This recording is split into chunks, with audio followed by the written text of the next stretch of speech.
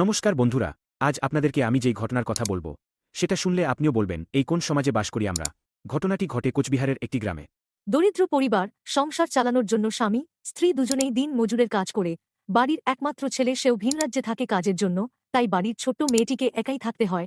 আর এরই সুযোগেই পাড়ার এক কাঠ ব্যবসায়ী, যার বয়স কিনা ৬০ বছরেরও বেশি, ওই নাবালিকাকে ধর্ষণ করেছিলেন। এই বিষয়টি এলাকার আরও দুজন জানতে পারেন। এরপর থেকে তিনজনে বিভিন্ন সময়ে ধর্ষণ করেন ওই নাবালিকাকে। মুখ খুললে মা বাবা ও দাদাকে খুনও করা হবে বলে হুমকি দিতেন তাঁরা, যার জেরে দীর্ঘদিন মুখ বুজেছিল নাবালিকা। ততদিনে ৪ মাসের অন্তঃসত্ত্বাও হয়ে পড়েছে সে। বিষয়টি পরিবার জানতে পেরেই থানায় অভিযোগ দায়ের করে। নাবালিকার বাবা বলেন, ভাবতে পারছি না যে বাপজ্যাঠার বয়সের মানুষেরা এভাবে আমার মেয়েটার জীবন নিয়ে খেলবে। নাবালিকার মা বলেন, আমার মেয়ে একটু সাদাসিধে, তার সেই সারল্যের সুযোগ নিয়ে ওই তিনজন এই ঘটনা ঘটিয়েছে। পুলিশ অবশ্য তিনজনকেই গ্রেপ্তার করেছে, কিন্তু বলতে পারেন কি এভাবে আর কতদিন। গ্রাম থেকে শহর, বাচ্চা থেকে বয়স্ক, সাধারণ মানুষ থেকে কলকাতার ডক্টর তিলোত্তমা কেউ কি সেফ নয়।